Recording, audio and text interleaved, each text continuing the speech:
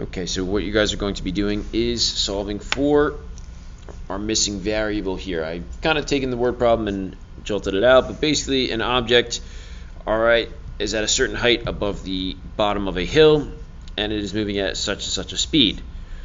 It's making its way down the hill until it's only currently above 35 meters above the ground. What is the speed of the object moving here? Now, you could have the mass involved in here and work this out as well. But because it's the same object, the mass of the object is not going to change. Now, the thing with this is that the mechanical energy initially, all right, of this object here is going to equal the mechanical energy of the object here, and we are assuming that no energy is lost, all right, from work due to of friction or air resistance or anything like that. What is mechanical energy? It's the kinetic energy plus potential energy. So they want to know the initial kinetic energy and the initial potential energy of the object here. They're telling us that that has got to equal, all right, the combination of the final kinetic energy and the final potential energy. And so we break it down. Kinetic energy is 1/2 mv squared, all right, but it's the initial velocity, so 1/2 mvi squared plus mass times gravity times initial height is going to equal 1/2 mvf squared plus m times g times hf squared. Now, I use 10 for g. You do need to remember that.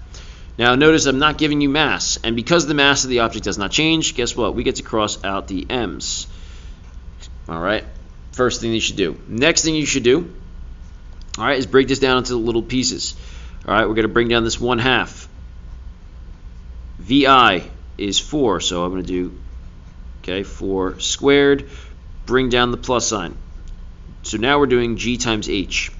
G times hi. You have to make sure you're right, finding the initial variables, finding the initial height of the object if it's in a complete word problem. Now we're using 10. If you have to use 9.8 for a different class, you can do so. But for me, my guys, we're using 10. Gives us easier numbers to work with. All right, multiply that by the initial height, 107. Bring down the equal sign. Now, we have 1/2 that we have to bring down, and we don't know what VF is. That is our question mark. So we're going to write this out as VF squared. Now, we're going to leave that together. Don't touch that until it is the only thing remaining on our right side. All right, bring down the plus sign. Mass is gone again, so G, we're using 10. HF, 35, as listed over here. All right, so that puts us right here. That puts us right here. Now, what I would tell my guys, my students, okay, this part of this is actually really simple.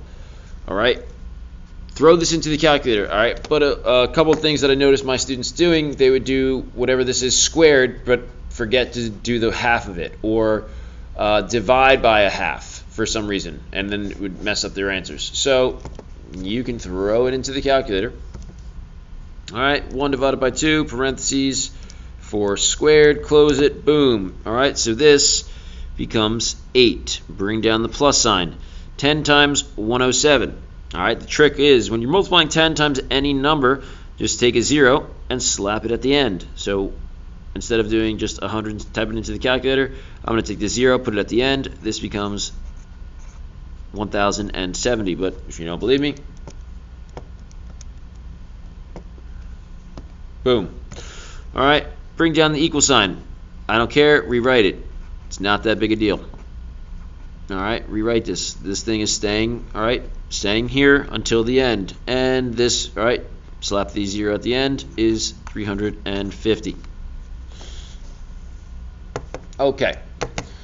Now, what I tell my students is to simplify this side first, add these guys up. Okay, sweet. So I got 1078 is equal to, again, rewrite it, I don't care if it's annoying, plus 350. Now, you guys should know, in case you don't, this 350 cannot get combined with this in any way, shape, or form. It doesn't have VF squared as, all right, something that is connected to it. It's just a number. So we want to get this out of here.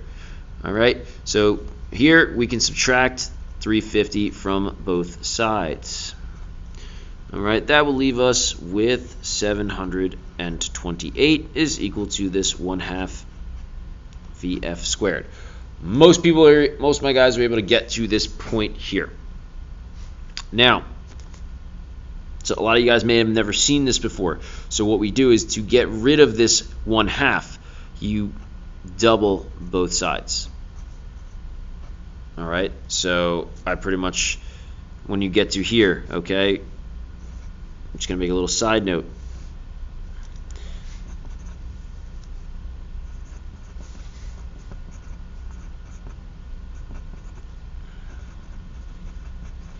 To get rid of the 1/2, you're going to double both sides. By doubling both sides, the 1/2 gets canceled out, and now we double this guy. 728 times that by 2 is going to leave us here at 1456, and now that leaves us with just VF squared.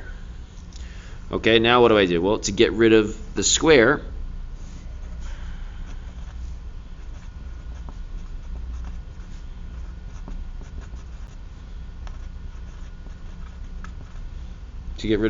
what do? You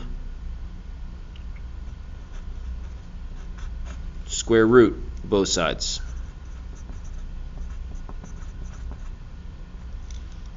Okay, so that's exactly what we're going to do. We're going to take the square root of this guy.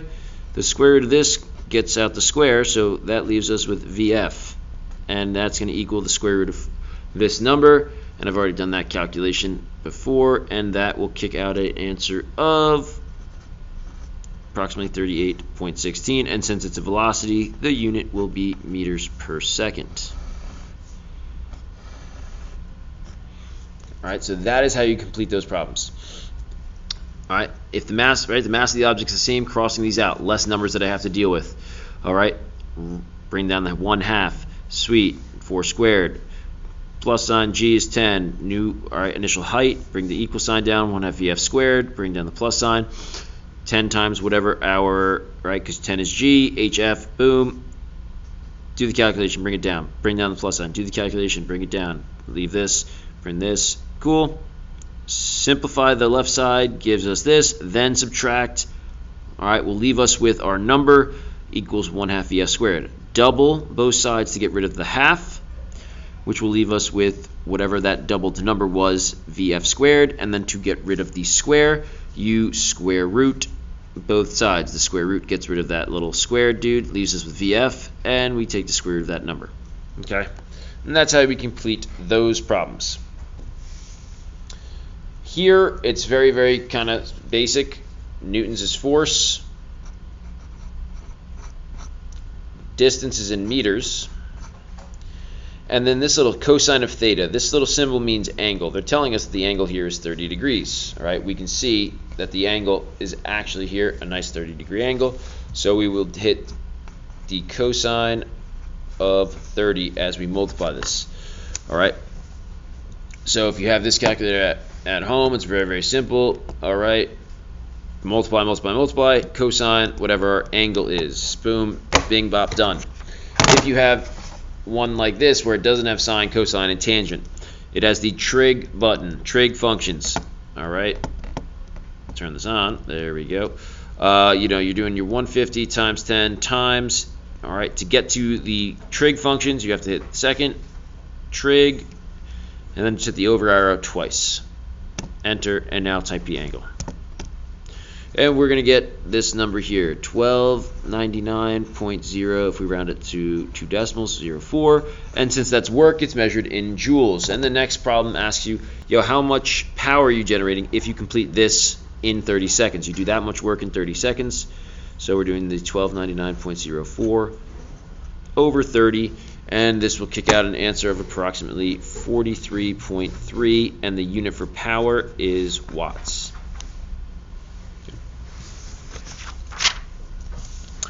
And then when you get to this portion of it here, now this is a little typo, this should have been 50. Okay, so we have all these equations at the top, and we have our numbers here. All right, we have our diagram.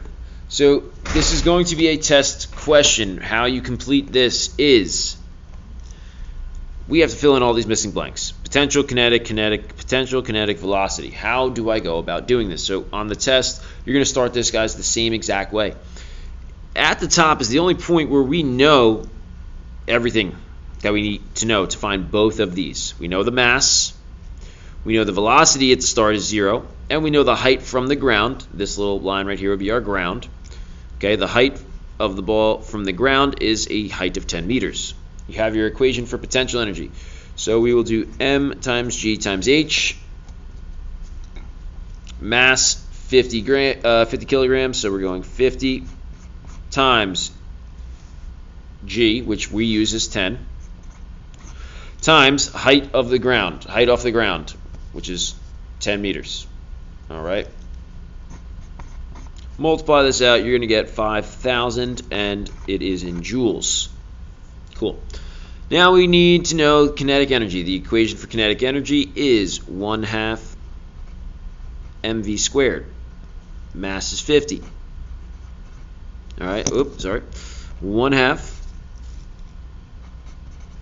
of the mass, which is 50, times the velocity, which is 0 squared.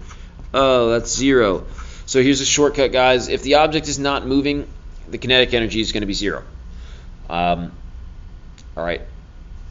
Kinetic energy is the energy due to motion of an object. So if it's not moving, you can, all right, you can just write 0. Save yourself time in the calculation. For my guys, you know, that's how we would do it. Now, okay, cool, Mr. Lombardo, got that. Now what? How am I supposed to find these things? I don't know the speed here, so I can't use this equation to find this. I don't know the velocity here, so I don't know what it is. I can't find this. So what do I do? All right, well, we've kind of used that equation. We've used that equation. Now the mechanical energy, total mechanical energy for my guys, my class, all right, how we do this is mechanical energy is potential plus kinetic. So you add these things together. If you know both of these at any single point, which we do right here at, all right, the ball at this position, add these two things together, and that will equal my mechanical energy. So simply adding those together is 5,000 joules. Now, for a closed and isolated system, the mechanical energy, all right, will remain constant. We're not losing, all right, energy is not getting transformed into a different form. It's not, none of it is being lost due to work on the object. The mechanical energy is going to remain constant throughout these, all right, for this level of physics. So we go through. 5,000 joules, 5,000 joules, 5,000 joules. Super simple, super easy. And then what we do is we're just going to subtract. All right, because why here? Again, we still don't know what the velocity is. The mass is 50, cool with that. But we don't know what the V is, so we can't use the 1/2 mv squared. But if you know that the mechanical energy is 5,000, 3,600 plus blank has to equal this. So all we're doing is we're going to subtract our 5,000, all right, minus our 3,600, and we will kick out an answer here of 1,400 joules. All right, so this is like the first thing that we need to do. That's your first, how I will score this, guys, on the test. That'll be your first point, your second point, your third point. Why? Because that's important to realize that these are all the same mechanical energy, and it will help us, all right, figure out that you need to subtract to get here. Fourth point. Okay, so I got those. Now what do I do? Well, even though I don't say it and it's not listed, all right, they ask, okay, and find the velocity right as the boulder strikes the ground. This is the ground. What is the height, guys, right before we hit the ground, or right as we're making contact with the ground? Right? You should realize that the height here would actually equal 0. Okay, so then what's the potential energy? Mass times gravity times height. So whenever the object is on the ground, or at whatever our 0 level is, if that is our height of 0, then the potential energy is just 0. Okay, that's easy. And again, at any single point, if we already know what the mechanical energy is, these two added together have to equal that. Okay, so 0 plus blank has to equal 5,000. Subtract, it's 5,000. Didn't even need to do math for those ones, really. All right, and that will be your fifth and sixth point. And then to find the velocity, all right, well, what? The equation for that is up here. You're going to do 2 times the kinetic energy divided by the mass and square root. So we throw this in. 2 times 5,000 divided by the mass. The mass was 50. And we have to square root. All right, so in your calculators, all right, in our calculators, make sure you guys know how to use the square root, all right? On these common ones that you see, some of my students have been using this one. It's like x square root. No. We want just a regular square root. Okay, now to get to those ones, you have to hit the second button first. So we're going to hit second square root. All right, and then if you guys type it in just like this little parenthesis right there is kind of annoying. So let's not really worry about that, right? Just write it as I showed you. 2 times 5,000, close parentheses, divide it by 50. Actually, we don't need to do that, a little close there. And then hit equals, and it's going to kick out our answer of 14.14 meters per second. If you don't want to do it all underneath, then do the top line. 2 times 5,000, divided by the bottom line. And now square root that answer. Second square root of 200. You get the same thing, 14.14 meters per second. This will be your 7th point, showing that work and getting this. All right, 8th and 9th point. Make sure you have the correct unit. All right, this will be basically the big portion, or like the problem-solving section of your test. All right, similar problems, guys, different numbers, and you know that's how that will get done. Okay.